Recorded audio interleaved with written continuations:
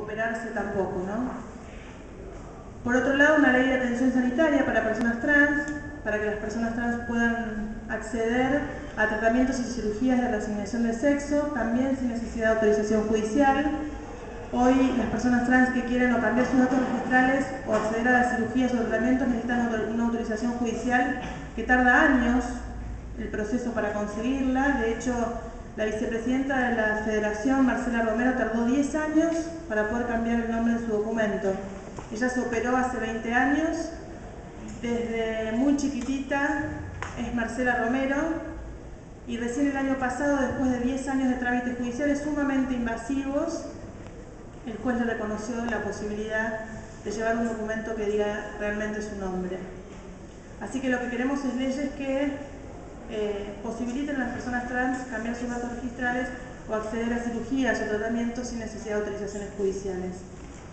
Queremos modificar la ley antidiscriminatoria, por un lado para que nos incluya la ley antidiscriminatoria en los pretextos de discriminación que habla de muchos, ¿no? Género, raza, edad, no incluye la orientación sexual e identidad de género, y esto hace que muchos jueces en algunas provincias no consideren discriminatorio obstaculizar un derecho por razón de la orientación sexual.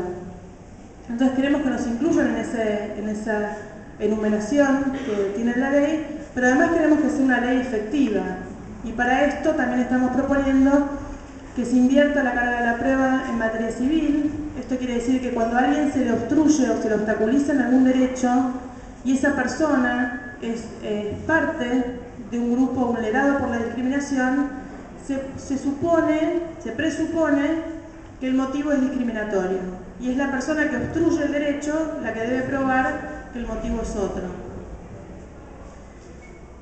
Después también queremos que se presuma el daño moral. Cuando hay discriminación nosotros consideramos que siempre hay un daño moral y por lo tanto este debe presumirse y no debe tener que probarse. Por otro lado, estamos trabajando para que en la educación sexual se incluyan los temas de diversidad sexual y se incluya la noción de sexualidad relacionada al placer y no solo la reproducción.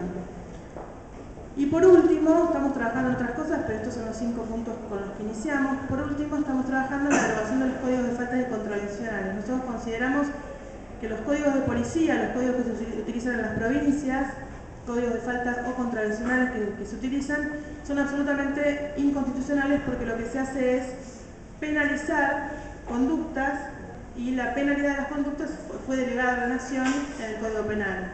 Y a veces algunas conductas están penalizadas en estos códigos con penas de arresto que superan las del Código Penal incluso.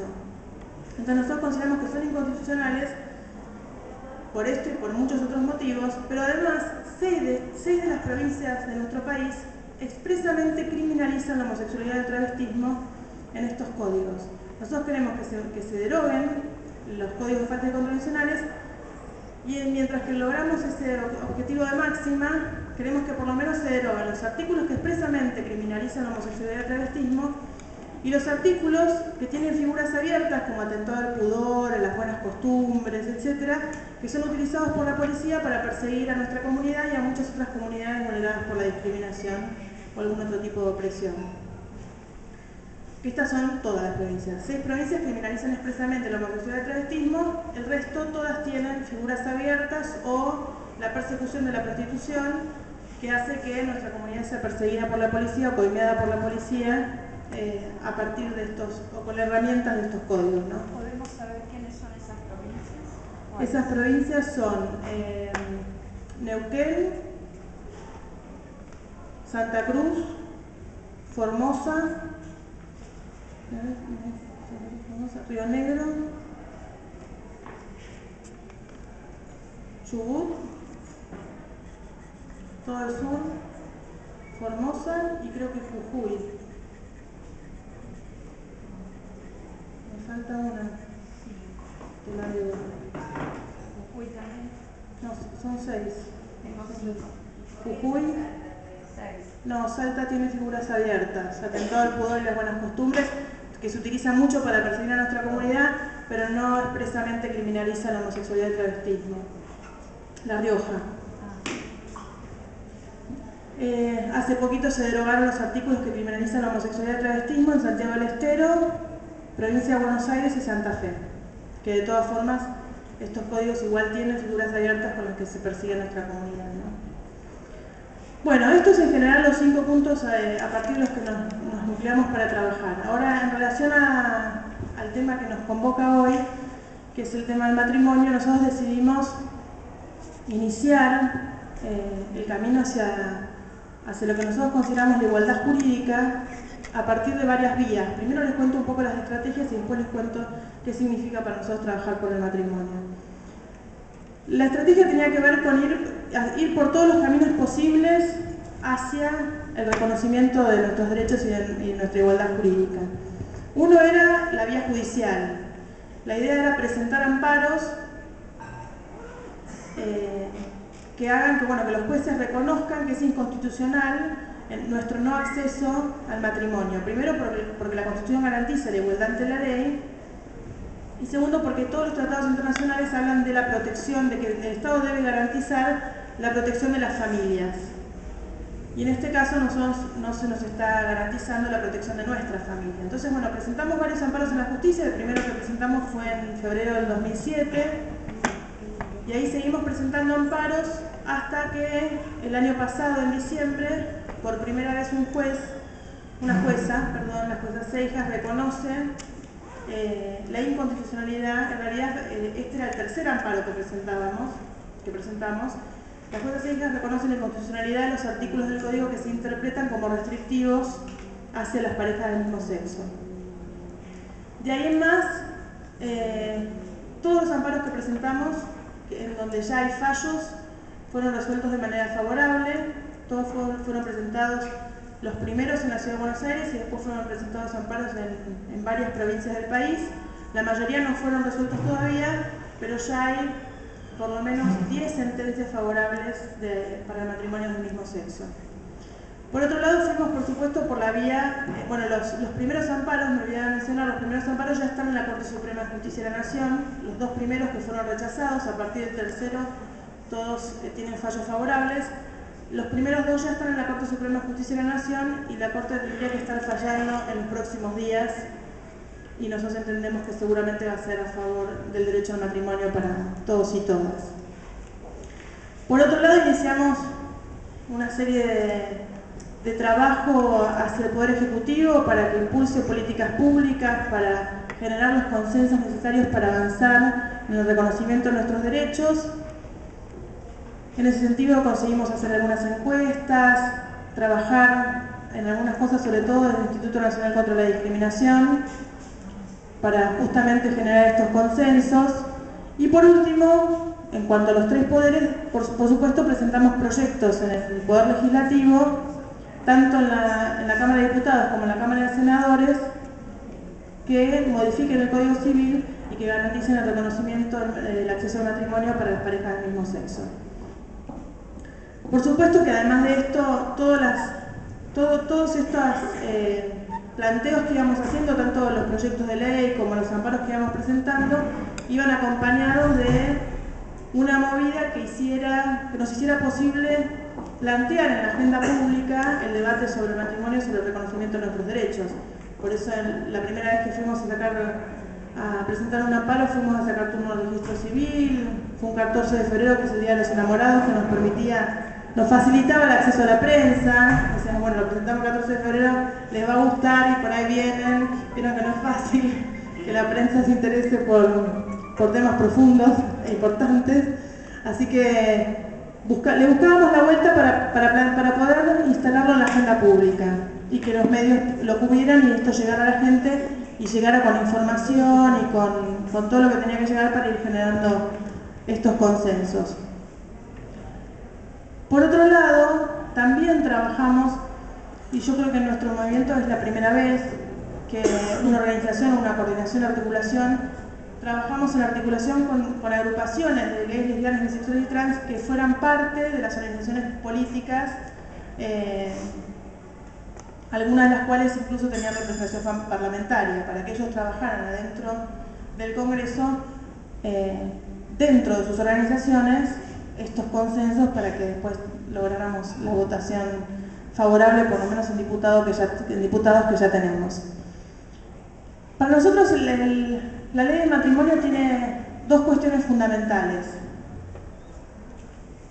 Una que tiene que ver con los derechos. El acceso al matrimonio nos garantiza la posibilidad de compartir una obra social, la posibilidad de dejar una pensión a la persona con la que compartimos toda nuestra vida, la posibilidad de heredarle nuestros bienes, la posibilidad de compartir derechos migratorios si nuestra pareja es de otro país que pueda residir o tener la ciudadanía argentina, y todos estos derechos también en relación no solamente con nuestra pareja, sino también en relación a nuestros hijos. Las parejas de gays y lesbianas pueden adoptar, pueden tener hijos por inseminación asistida, y estos hijos, como tienen reconocido el vínculo solo con una de sus madres o con uno de sus padres, ese papá o esa mamá que no tiene reconocido el vínculo no puede ni dejarle sus bienes, ni dejarle una pensión, ni compartir la obra social, ni tampoco queda obligado en alimentos y cuidados en el caso de una separación. Esto tiene que ver con los derechos que se pueden volver fundamentales en la vida cotidiana de una persona, ¿no?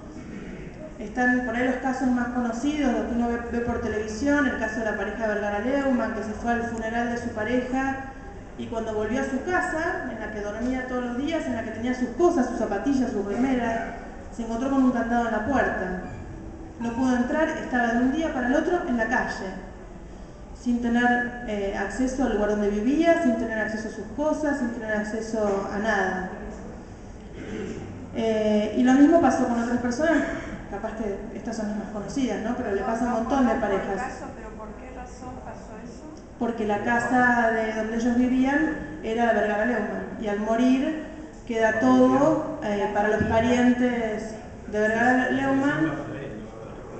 Y muchas veces estos parientes, a veces hace años que no se ponen en contacto con su hijo, con su hermano, con quien sea, porque como es gay lo rechazan, y estos son los que se quedan con la casa, ponen el candado y dejan a la pareja en la calle. Ha pasado con gente muy conocida, a la pareja de Juan Castro le pasó algo parecido, a la pareja del hijo de Mirta Legrand le pasó algo parecido. Hay casos conocidos y no tanto, porque se reservan un poco más, pero esto le pasa a muchísimas parejas no conocidas. Nosotros tenemos un caso, por ejemplo, en la Corte Suprema de Justicia de la Nación, de un viudo, de un médico de la provincia de Buenos Aires. Como todos sabemos, o como nosotros por lo menos sabemos, el ANSES reconoció por resolución la pensión para las parejas del mismo sexo, pero el ANSES no es la única caja previsional. Entonces tenemos un caso en la provincia de Buenos Aires, un médico que compartió 40 años de su vida con su compañero, el que lo cuidó, el que lo contuvo en su enfermedad, murió de cáncer. Este médico muere de cáncer y su pareja, que además era la persona que quizás no trabajaba porque se ocupaba más de la casa, se quedó no solamente sin la casa, sino que también sin una pensión. Ese médico aportó toda su vida, sus aportes previsionales, y cuando su pareja le toca recibir esa pensión, no solamente no pudo seguir viviendo en la casa donde vivió 40 años con su compañero, sino que tampoco pudo tener una pensión. Estamos esperando que la Corte resuelva ese caso. Pero de todas formas, para nosotros el matrimonio tiene que ver solamente con todos estos derechos que yo mencioné recién, que pueden ser fundamentales en la vida cotidiana de las personas, sino que tiene que ver con el acceso a la igualdad. La desigualdad jurídica legitimada desde el Estado se traduce en discriminación y en violencia. Y para nosotros lo que logra esta ley no es garantizarnos la no discriminación, pero sí es una herramienta fundamental para nosotros para seguir trabajando por esa igualdad social por la que va a haber que trabajar muchísimos años más. Piensen que si nosotros viviéramos en una sociedad en la que el Estado nos considera a las mujeres incapaces, esto pasaba hace algunos años nada más, ¿cuánto podríamos estar trabajando por la igualdad social las mujeres, por las que todavía nos falta mucho, si tuviéramos un código civil que dijera que las mujeres somos incapaces o que las mujeres no podemos votar? Por supuesto que no se termina la discriminación cuando nos dan el derecho al voto, ni se termina la opresión sexista cuando cuando dejan de considerarnos incapaces en el Código Civil. Pero sin esta herramienta de la igualdad jurídica, sinceramente creo que sería muy difícil para las mujeres estar trabajando hoy todavía por la igualdad social. Creo que